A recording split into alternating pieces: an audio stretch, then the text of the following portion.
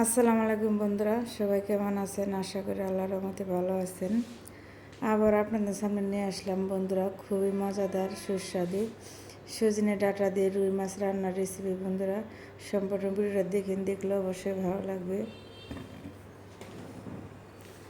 প্রথমে আমি মাছটা সুন্দর করে ভালো করে ধুয়ে নেব।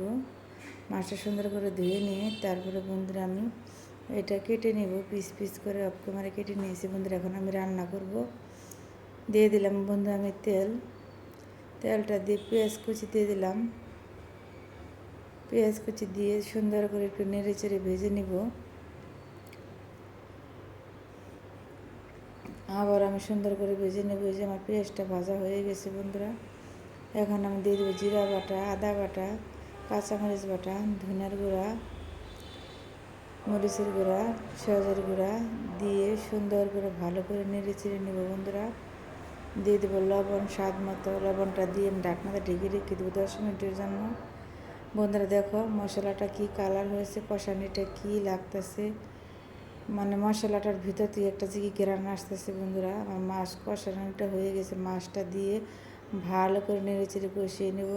আসলে বন্ধুরা যখন মশলাটা কষানি হয় ভিতর থেকে যে ডিসমিল ঘ্রাণ আসে, তোমাদেরকে তো দেখানো যায় না। ঘ্রাণটা খুবই ভালো লাগে, মনে হয় রান্নাঘর ঘ্রাণে ভরে গেছে।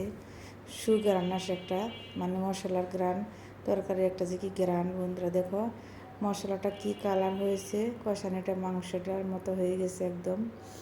আমি বন্ধুরা মাছটা ভেজে রান্না করি না, মাছটা সুন্দর করে কষিয়ে তারপর রান্না করি। দেখো কষানিটা কত সুন্দর হয়েছে। এখন নামিয়ে তুলে রেখে সাজনা আর আলুটা সুন্দর করে পানিতে আমি বারবার ধুয়ে নেব, জানি বালি টালি না থাকে। দেখো বন্ধুরা এখন আমার ধোয়াটা হয়ে গেছে। এখন আমি দিয়ে দিব সাজনার আলুটা, দিয়ে সুন্দর করে আমি নেড়ে চেড়ে নেব। সাজনা আলু দিয়ে মাছ দিয়ে রান্না করলে খেতে খুবই ভালো লাগে। আর আমার কাছে সাজনা অনেক প্রিয় খাবার।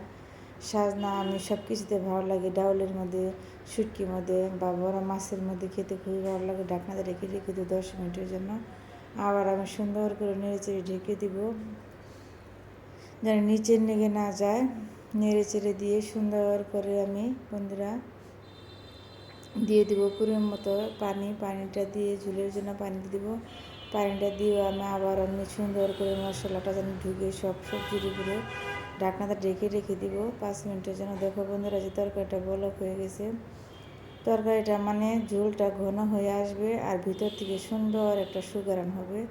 এখন আমি মাছটা দিয়ে সুন্দর করে ঢেকে নিব, সুন্দর করে নেড়ে চেড়ে নিয়ে তারপর আমি বন্ধুরা ঢেকে দিব 5 মিনিটের জন্য। এই যে বন্ধুরা ঢাকনাটা খুলে দেখে রান্নাটা দেখো কত সুন্দর হয়েছে। ঝোলটা ঘন হয়ে আসছে আর ভিতর থেকে সুন্দর একটা স্মেল ঘ্রাণ আসছে। এখন আমি দিয়ে দেবো বন্ধুরা ধনিয়ার পাতা। ধনিয়ার পাতাটা দিলে তরকারি বেশি খেতে টেস্ট হয় বন্ধুরা। দেখো বন্ধুরা কত সুন্দর হয়েছে আমার তরকারিটা, খেতেও খুবই মজা। বন্ধুরা এরকম করে তরকারি রান্নার সবাই আঙুল চেটে পুটে ভাত খাবার সেই স্বাদের একটা তরকারি। বন্ধুরা আমার রেসিপিটা তোমাদের কাছে ভালো লাগলে বন্ধুরা লাইক কমেন্ট করে সাবস্ক্রাইব করে আমার পাশে থাকবা। সবার জন্য দোয়া ও ভালোবাসা রইল। আল্লাহ হাফেজ।